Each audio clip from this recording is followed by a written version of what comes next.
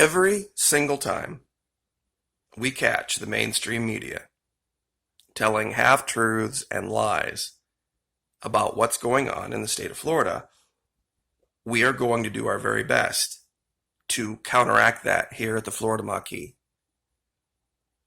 You are being misled. They are showing you numbers out of context. They are showing you numbers without giving you the details of what those numbers really mean. I'm sure many of you have seen the stories. Apocalyptic increase in cases in Florida. We were right. They shouldn't have gone to the beach. They shouldn't have opened their business. Totally wrong. Absolutely and completely false. Is there an increase in cases? Yes. What it primarily has to do with is the amount of healthcare workers that are in Florida per capita, by far exceeding every other state in the union. For obvious reasons, all of the elderly people down here.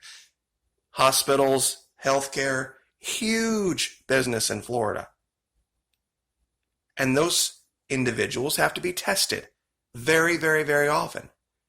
And so the new ramped up testing that is testing way more people now than it was in March is catching a lot of very low-level infections. And most of those are amongst the young who are getting over that very quick. You see, this is what they're not telling you. They say 5,000 new cases today. They don't report that in the context of how many people had it yesterday who don't have it today, who got over it. You see, that's not a net number. It's not a net number. If 5,000 people are newly tested today with it, but 6,000, 7,000 people who had it yesterday don't, what does that mean for the spread of the virus? It's going down. And I will show you this in other articles where they say this literally verbatim. The AP reports this, that across the country, deaths and hospitalizations are actually going down. But of course, you would have to read down to paragraph 6 or paragraph 7 or paragraph 8 in the article to see this. And they know that you're likely not going to do that. Everything's fine in Florida. Everything is perfectly okay in Florida. No one is hiding from the sun. No one is running back under their bed with Anderson Cooper and Dana Perino because of this. I live here. I go to the store. I go run errands. I live in a county of about 100,000 people, and I believe during this entire time, and it's mostly elderly people, this particular county is a very kind of sleepy area of Florida. We've had a grand total of 5 deaths out of 100,000 people. Now, is that representative of, like, say, Palm Beach? No. But they're trying to make people believe as if Florida is some dangerous place to go. It's not. It's absolutely not. But let's get to the articles. New York, AP, 25 June 2020, 12:08 p.m. Eastern Daylight Time. The number of new coronavirus cases per day in the U.S. stood near an all-time high Thursday, hovering close to the peak reached in late April during some of the darkest and deadliest days of the crisis. While greatly expanded testing probably accounts for some of the increase, actually it accounts for the vast majority of it, experts say, you know what an expert is? It's a former drip under pressure. Let me say that again. An expert is a former drip under pressure. Say other measures indicate the virus is making a comeback. Daily deaths, hospitalizations, and the percentage of tests that are coming back positive for the virus, have also been rising. They can't even speak English here properly. Over the past few weeks in parts of the country. However, not here. The 34,300 cases recorded Wednesday were slightly fewer than the day before, but still near the high of 36,400. You see, they won't call that a drop. All they'll do is say, yeah, we have this number and it's a drop, but we're just going to say it was just near the high.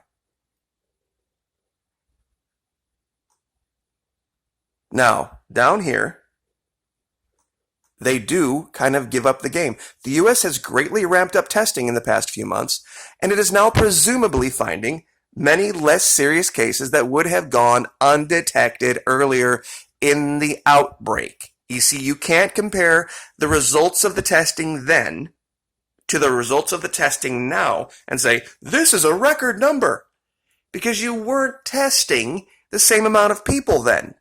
You cannot compare the two numbers. When the availability of testing was limited and sicker people were often given priority. You see, that's the thing. Back then, you were only getting a test if you were sick. You were literally only getting a test if you were showing signs. Now they're testing everybody. But you see down here where we're paragraph 12, in an encouraging sign as of last week, the number of deaths per day in the U.S. overall was actually declining, not rising in lockstep with new cases. This is the AP. This is what they're reporting. Experts said that could reflect improved efforts by nursing homes to prevent infections, as well as the advent of effective treatments. Also, a growing share of the new cases are among young people who are more likely than older ones to survive a bout with the virus. Now, here's another article.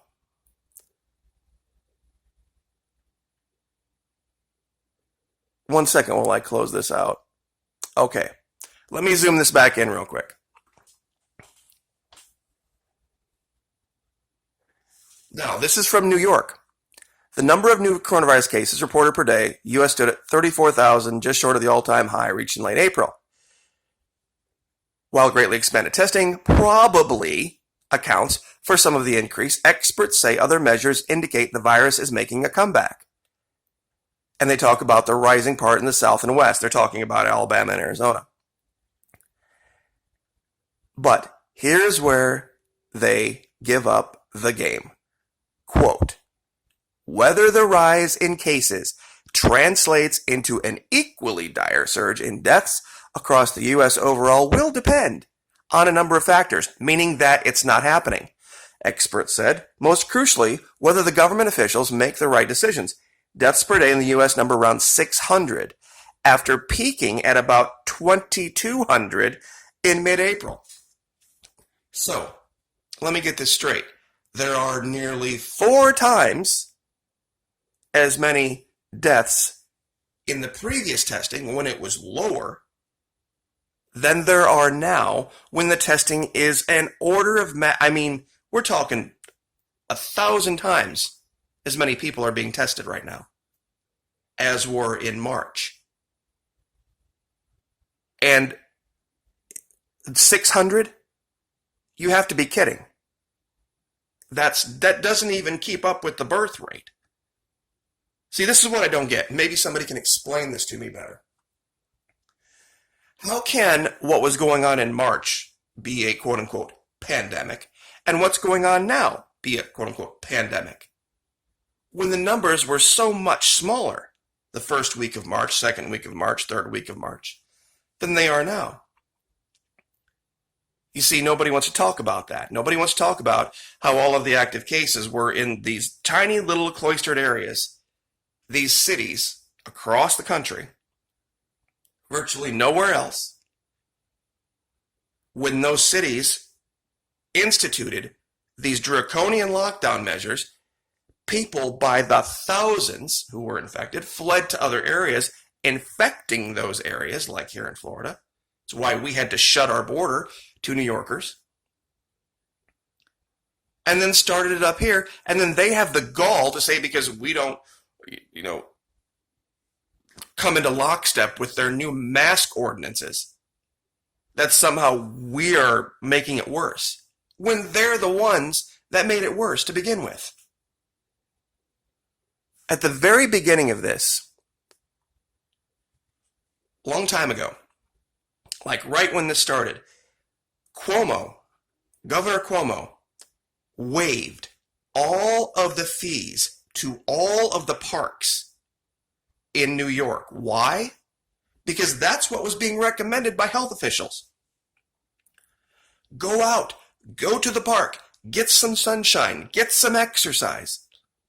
That's what they thought was going to be a winning plan. And it would have been if everybody would have stuck with it. But you see, there was another agenda. There was absolutely another agenda. And that agenda was population control. We need to make sure that we have everybody, no matter how ridiculous it is, doing exactly what we say when we say to do it, no matter what. There would be absolutely no way if I lived in Palm Beach County, I would go out in public. I would do everything I could to have food delivered, and I would use Amazon. If they said you had to wear it in Flagler County, they're not going to. But if they did, that would be the end of my patronizing any local businesses that stood with that. And there's a lot of people that stand with me that way. We would have absolutely as much stuff delivered as possible, taking money out of the local economy and putting it into the global economy. You don't think that might be something else that people are taking into consideration? Let me tell you what else is going on. And I guess it's 11:40 into the video. Nobody's really watching at this point anyway. All of the bars and all of the party places that shut here in Florida, people didn't stop going out. Pardon me. What they did is they started to kind of get together and figure out who had the biggest garage or who had the biggest patio or who had the biggest house. And they kind of maneuvered things around. You see, there were a lot of Airbnbs down here too that were sitting empty. And people know people. People know how to talk and not use their phones. And say, hey, you know what? Under the table, we're going to make that house over there, that Airbnb, we're going to make that the new local bar. And that's exactly what they did. And they got together in groups of 20, 30, 40, about what you would expect in a normal small local bar anyway. But instead of it being in the business district, it was in the residential district. So there's always ways around. There's always a way around. You see, back during the Black Death, and I'm sorry, I'll leave with this. I know it's 13 minutes. You didn't have people that were protesting, about restrictions. You know why? Because there were bodies in the streets. There were so many people dying that it was virtually undeniable. Here in Florida, other than in a few localities, virtually the only thing that has been any kind of a hiccup is the ability to get a haircut and the inconvenience of dealing with social distancing. I don't even know anybody who knows anybody who has ever had it. Is it out there? I'm sure. But when you talk about 100,000 cases in a state of 22 million people, it's like 0.3% that have ever had it. Not that currently have it. And let me reiterate that as we leave here. The number of cases that they're talking about isn't active right now. When they say Florida, 100,000 cases, or Florida, 5,000 new cases, those aren't static numbers. Look at the little tiny print, itty bitty, that they're trying to hide where it says active cases now. And you'll see that number staying static or going down. You'll see the deaths going down. This is about the amount of healthcare workers, about the amount of testing that's been ramped up, and they're comparing apples to oranges. So I will just leave it there. Another front on the war on Southern culture. Like, share, subscribe.